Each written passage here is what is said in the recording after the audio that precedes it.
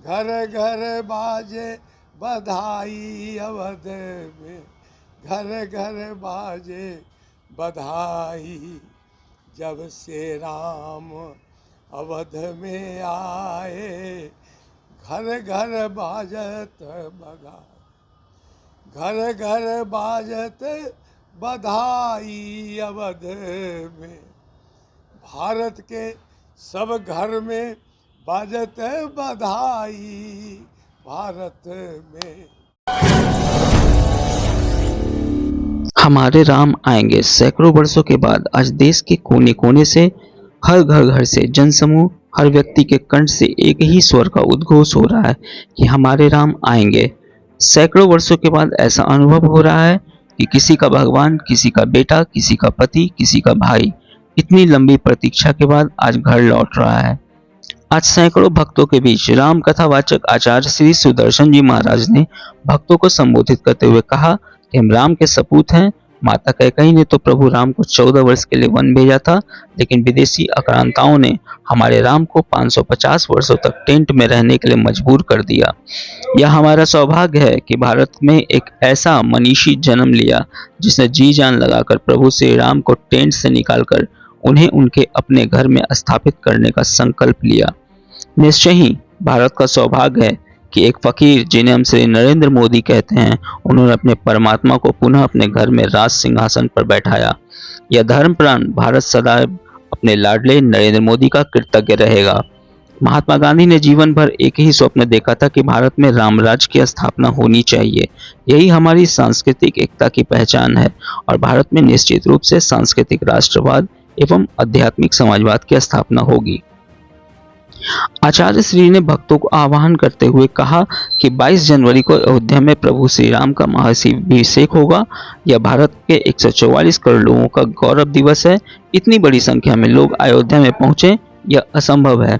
इसलिए माननीय प्रधानमंत्री ने अनुरोध किया है कि प्रत्येक व्यक्ति अपने अपने घरों में राम की स्थापना कर उनकी पूजा अर्चना करे और दिवाली मनाए। मैं अपने समस्त मित्रों से अनुरोध करता हूँ कि सभी लोग अपने घरों में इस दिवस को महादीपावली के रूप में मनाएं और मन में संकल्प करें कि एक दिन हम अवश्य अयोध्या में जाकर प्रभु श्री राम का दर्शन करेंगे। सभी लोग 22 तारीख को घर घर बाजे बधाई, अवध में बाजे बधाई मनाएं। सौर भारत की ओर से राकेश रंजन की एक रिपोर्ट। मित्रों को बहुत बहुत धन्यवाद। आज इस समारोह में, इस बारात में आप लोग आए हुए हैं। हमारे राम आएंगे, यह बड़ी वर्षों की तपस्या के पश्चात आज यह सुखद दिन देखने को मिला है। माता कैकेयी ने तो 14 वर्ष के लिए प्रभु श्री राम को वनवास भेजा था, लेकिन विदेशी आक्रांताओं ने 550 वर्षों के लिए प्रभु श्री राम को टेंट में निवास करा दिया। हम तमाम लोग उनके वंशज हैं। हम देखते रह गए निरीह अबला प्राणी के तरह। एक छोटी सी सूचना किसी व्यक्ति ने कर दी कि 22 तारीख को हम लोगों का यह प्रभु श्री राम का जो महाअभिषेक हो रहा है अयोध्या में, और इसको करने वाले एक कोई मनीषी है, कोई व्यक्ति है, कोई फकीर है, जिसने बड़ी साधना करने के बाद बड़ी प्रभु श्री राम को वहाँ स्थापित किया है। उसका नाम है भारत के यशस्वी प्रधानमंत्री माननीय नरेंद्र मोदी जी। पता नहीं किस जन्म का उन्होंने सौगात दिया है। आप तमाम मित्रों के माध्यम से लोग, पूरी भारत की जनता को हम अपनी ओर से नमस्कार करना चाहते हैं कि बड़ा सौभाग्य से यह समय आया है हमारे बीच में कि भगवान को पुनः हम लोग बुला रहे हैं। यूँ तो भगवान सब जगह विराजमान रहते ही हैं, लेकिन हम लोग जहाँ से प्रभु श्री राम विस्थापित हुए थे उस स्थान को थोड़ा उसको रोकवाइए ना, कहीं 5 मिनट रुके। तो अब जहाँ अयोध्या में पुनः राम को बुला रहे हैं और प्रभु श्री राम का वहाँ अभिनंदन कर रहे हैं। आपको पता है देश का 144 करोड़ लोगों की आशा आकांक्षाओं का यह प्रतीक प्रभु श्री राम जब अयोध्या में विराजमान होंगे तो पूरे देश में नहीं, पूरी दुनिया के लोग यहाँ महोत्सव मना रहे हैं। और एक बात जानते हैं, यह कैसे हुआ? एक ही कारण है कि प्रभु श्री राम को जब यहाँ बुलाने की बात हुई तो यह प्रेरणा किसको मन में आई होगी? 500 वर्षों तक हम लोग कोशिश करते रहे, अगल बगल से झांकते रहे कि हम लोग किसी तरह प्रभु को यहाँ बुलावे। लेकिन एक बड़ी अच्छी, जब मैं राम कथा कहता हूँ तो एक पंक्ति में गाता हूँ, अगर राम तेरा सहारा न हो,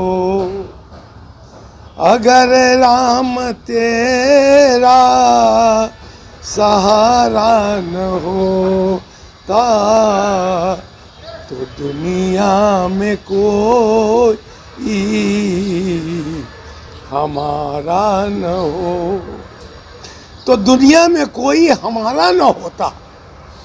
अगर राम की कृपा आप पर नहीं होती तो आप यहाँ नहीं आए होते, क्योंकि राम एक ऐसा शब्द, रमन्ति प्राण स रामा, जो हम तमाम लोगों के शरीर में प्राण रूप में जो विराजमान है, वह राम हमसे बिछुड़ गया था।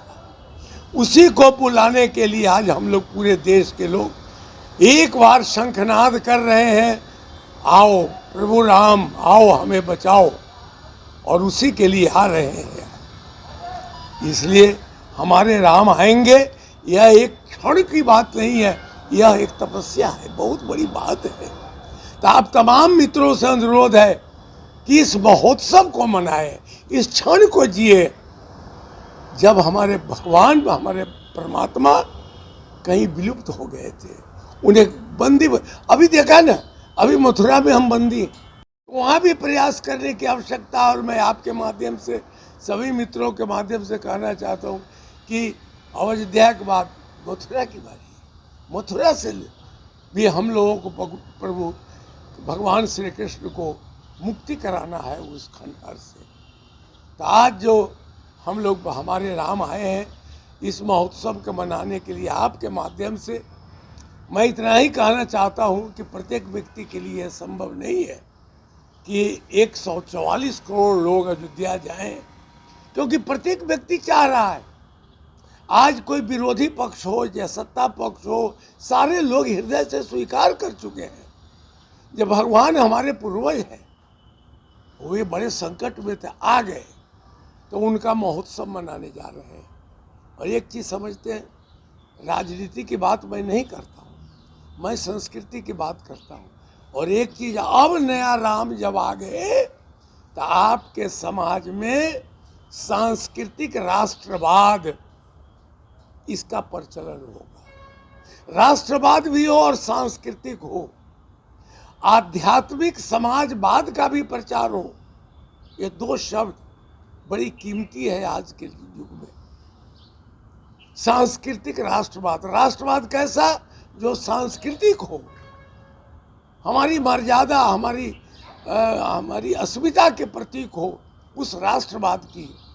अब कल्पना होगी, हमारे महात्मा गांधी जी कहा करते थे, देश में राम राज लाओ। यह राम राज क्या है? राम राज का मतलब है कि प्रत्येक व्यक्ति सुखी हो। और राम राज अब भारत में आ गया है, अब उसकी कल्पना की जा रही थी। अब सभी लोग उस राष्ट्रवाद के आधार पर राम राज की कल्पना कर रहे हैं। और यही एक ही बात हम लोग राम कथा में गीत गाते हैं, अवध में घर घर बाजे बधाई। एक जब से राम एक अटूट विश्वास, शुद्धता का एक अनमोल रिश्ता, खूबसूरती का। जगमोहन लाल शिवरत्न लाल ज्वेलर्स 105 वर्षों से आपके भरोसे का प्रतीक। गोल्ड और डायमंड के अति सुंदर मन लुभावन गहनों के साथ हमारे यहाँ है हैंडक्राफ्टेड ज्वेलरी, सिल्वर ज्वेलरी एवं स्टोन्स की संपूर्ण range. Complete hallmark jewellery showroom. खुल के मनाइए खुशियाँ जगमोहन लाल शिवरत्न लाल ज्वेलर्स के साथ, पटना सिटी चौक, पटना।